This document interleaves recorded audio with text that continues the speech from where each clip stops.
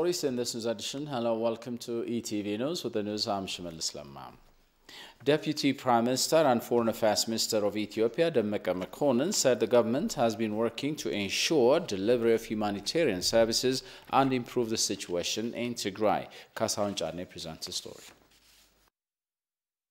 Demeqa said to the African Union foreign ministers at the 38th African Union Executive Council meeting while delivering briefings on the relevant current issues in a country, particularly in Tigray region. He also explained the reconstruction and rehabilitation, capacity enhancement and peace-building efforts of the interim government of Tigray. According to the Deputy Prime Minister, food and non-food items were delivered for more than 1.8 million beneficiaries, aimed at addressing more than 2.5 million beneficiaries across the region, as lucky banking service, market failure and pending salary payments are forced to cover a greater number of beneficiaries. He said for efficient and effective delivery of humanitarian assistance, the Emergency Coordination Center has been established at Mekelle, comprising of relevant line ministries, regional bureaus, United Nations agencies, bilateral and international NGOs. According to Demeqa, the federal government is working on mobilizing resources for the recovery and rehabilitation of damaged and destroyed economic and social infrastructures. The Deputy Prime Minister and Foreign Minister also said refuge in the region are one of the priority areas of the government to maintain their safety and security and ensure the continuous supply of food and non-food items. Besides, in order that in the refuge camps where access and issues are related to safety and security, and the government has taken immediate action by relocating and maintaining basic humanitarian services. Experts call upon media professionals to play a share for the success of the coming 6th national elections in the country. The Prime Minister's office organized this work dialogue on the role of media and communication in election process where various stakes attended. Kasahan Chadne again for the details on that. Speaking on the occasion, experts say effective communication way matters to conduct peaceful election in a country. They call upon the media to focus on relevant contents in a way that contributes something to the fair flow of information. To communicate with people, there must be great care on the language we use. Communication is successful when there is communication, reading, correct interpretation and proper expression. Messages in the media are grounded, and if the mentioned content is not included, it may be problematic by providing a different interpretation and understanding than intended. Great care must be taken when making it accessible to masses. Audiences are the only listeners. The electorate, the ones who take the information for granted, they do not understand all the information provided, and they only remember a few things that are close to their heart. When an election comes, most of the time, there are many untouchable things like peace and security. We must remember that we are a group with a group of identity, and we must promote individual freedom. Recognizing that election is a personal decision, the psychological structure of accepting and losing is also difficult. Winning is considered to be the younger brother of death. The grace of defeat and the responsibility of victory are identical.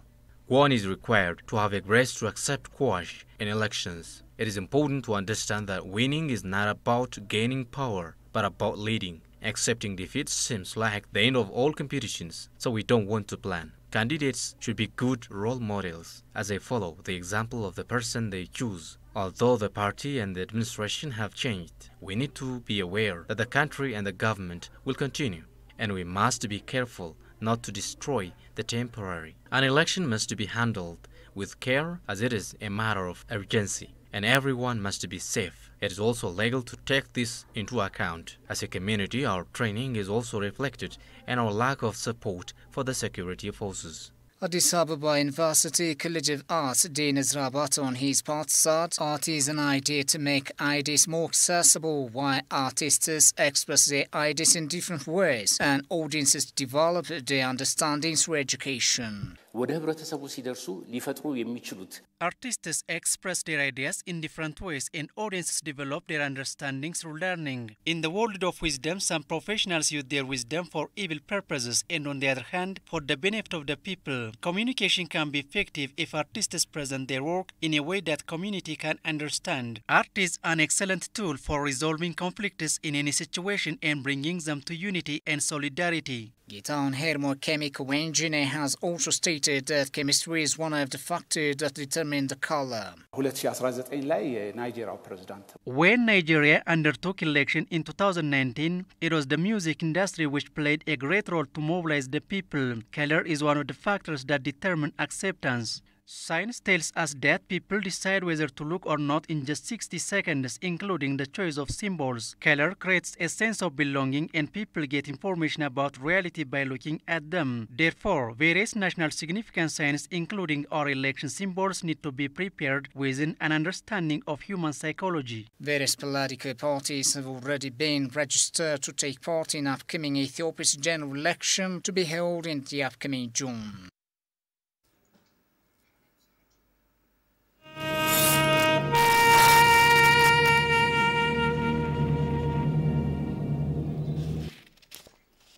Ambassador Extraordinary and Plenipotentiary of Ethiopia to Sudan, Yibelt Al-Amro, said Sudan made a historic blunder when it invaded Ethiopia's territory. Sudan's action is wrongful both morally and legally in the light of its long-standing and historical relationship with Ethiopia, he underlined. Demis Mokra has more on that. Plenipotentiary Ambassador of Ethiopia to Sudan, Yibelt Al-Amro, said Sudan made a historic blunder when it encroached the territory of Ethiopia. He underlined Sudan's action is wrong both in moral and legal ground in the sight of its long-standing and historical relationship with Ethiopia. Ambassador Yibelt Al said that Sudan's wrongful act is also against the exchange of notes agreed between the two countries in 1972. There should be, and we must look for amicable solutions which can be accepted by governments of both countries before surrounding the border again. Now, what the Sudanese government did is that displacing the Ethiopians from the area where they were allowed to live by infracting exchange of notes which the two countries have agreed before. This is the first thing that they displaced our citizens, defying the 1972 agreement, which is a remarkable stumble historically. Second, border issues should always be solved only peacefully through discussion. But their forceful encroachment and attack transgresses the agreement between both countries and the international system.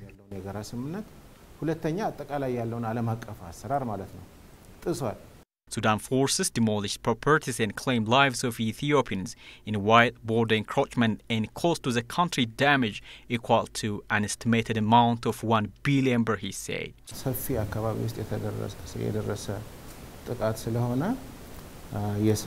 attack is inflicted in wide area of land. It includes looting of agricultural production of the farmers, looting of agricultural machineries and tools used in military camps. According to the officials in the area, total cost of all these losses is about 1 billion birr. Indeed, this requires detailed research. Based on the results of the research, we are going to ask for the compensation from the Sudanese government on coming negotiations in the near future. Ethiopia is still in a position to address the border dispute with peaceful mechanism, the ambassador said, adding the nation will be obliged to defend its rights otherwise. Deputy Prime Minister and Foreign Affairs Minister Demeke Mekonnen asks why Ethiopia has never assumed a commissioner position in the AU, though it is a founding member of the organization. For his satisfaction, Professor Hirut Waldemariam has fostered portfolio to emerge in the candidate list of commissioner position to serve Africa. Demeke has extended his testimonial to Hirut to assume the position and serve the continent's entire Tamrat reports. The Ethiopian Ministry of Foreign Affairs has hosted an event to introduce Professor Hirut Waldemariam to heads of mission of African countries and other regional and global organizations. The session celebrated achievements of Professor Hirut Waldemariam, who is running for the position of AU's Commissioner for Education, Science, Technology and Innovation. Addressing the gathering, Deputy Prime Minister and Foreign Minister Dammaqe Mokonnin commended the AU commitment to address the continent's development challenges. He appreciated Professor Hirut Waldemariam, who has fostered portfolio to emerge in the candidate list of commissioner position to serve Africa. Dammaqe also lauded Hirut's contribution in multidisciplinary research and publication. She has a rich experience in the portfolio as academician, as a scientist, as a leader, as a reformer, and as a member of public diplomacy group. I believe her qualities and experiences so far make her the best fit not only to lead the Commission, but to use it to serve the advancement of our continent. She has spent her life breaking invisible glass ceilings and achieving numerous firsts as a pioneer woman in leadership and holding highest academic rank. She has proven being multitasked and succeeding in all platforms, engaged in international research networks, and published about 36 peer-reviewed articles in international academic journals on a range of subjects. Mentioning Ethiopia has never assumed a commissioner position in the AU, though it is a founding member of the organization, Dammaqe underlined this is time to Ethiopia to serve the continent through that position. Being a founding member of our prestigious institutions, OAU, AU, and hosting the institutions in Addis Ababa, Ethiopia has never got the opportunity to take part in a high position. Ethiopia has presented an eminently qualified full professor candidate endowed with rich experience in the portfolio as an instructor, researcher, publisher, leader, and creating networks. Expressing her visions to the audience, Professor Hirut said she has a plan to avail inclusive, Africa-relevant education for all. Our education, science and technology, it has to fit, it has to align with the socio-economic demands of the continent. We have to make sure that it aligns well, that we are producing graduates who can fit to the 21st century job market, globally and continentally and nationally as well. We have to make sure that we are nurturing innovation and technology that solves our problem, that changes quality of lives of our society.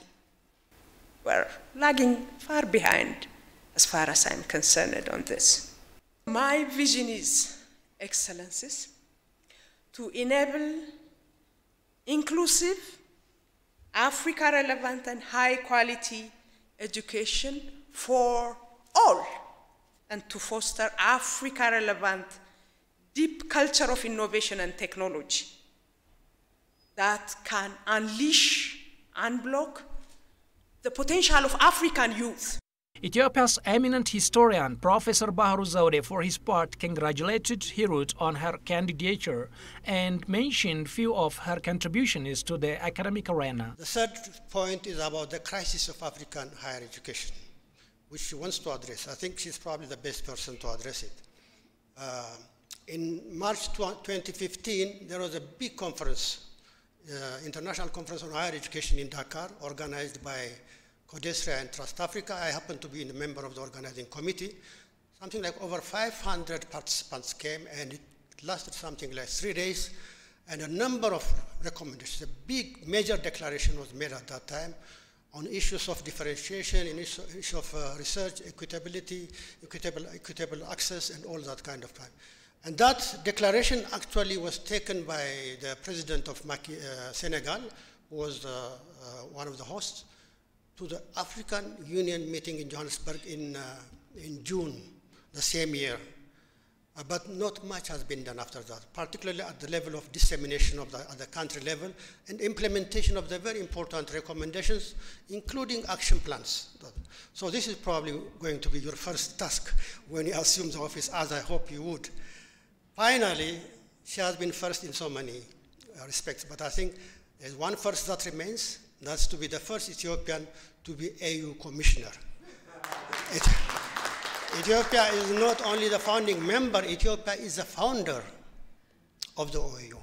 If it were not for Emperor Haile Selassie, the OAU would not have existed.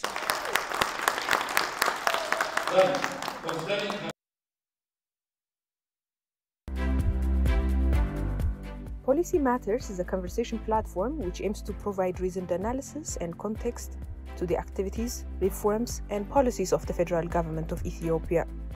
Exploring various reforms the government is undertaking, the conversation platform aspires to enable nuanced and informed understanding. Transport is one of the sectors which is very close for innovative solutions. But as a country, the whole system that we used to have has been rigid, but it has to be as flexible as possible to address the needs of our people. We are aware that there are a series of transformational interventions in the logistics sector. How would you measure your success for the intervention? The establishment of the National Logistics Council, as per the direction indicated in the logistics policy, is one of the major big steps that we have taken as a government, because logistics is all about everything.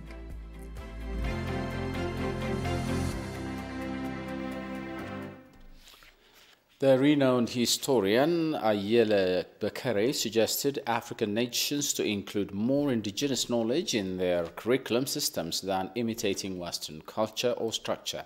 Ayele said this generation ought to fight cultural colonization and its false narratives towards the African continent. Gosham Alisa reports. The looting of African natural resources has been studied. However, the looting of African knowledge didn't yet get much attention as needed. That's why Africans have been looking for something reversible ways through their union, setting Agenda 2063, where culture and heritage get prioritized. One of the renowned historians, Dr. Ayele Bekere, suggested African nations to include indigenous knowledge in their curriculum system than imitating Western structure. When we talk about colonialism, we're not talking about just stripping resources. We're talking about also cultural colonialism. As you pointed out, colonization means appropriation, expropriation, taking away your heritage. And then, keep it in British Museum or Paris Museum or any one of those European museums out of context, because those cultural artifacts, like the ones that you mentioned, for instance, manuscripts, would have relevance only in the context of Ethiopian culture, Ethiopian history, Ethiopian religion. And then when you take it out of context, then it becomes what? A merchandise to buy and sell, okay? So two things ought to happen.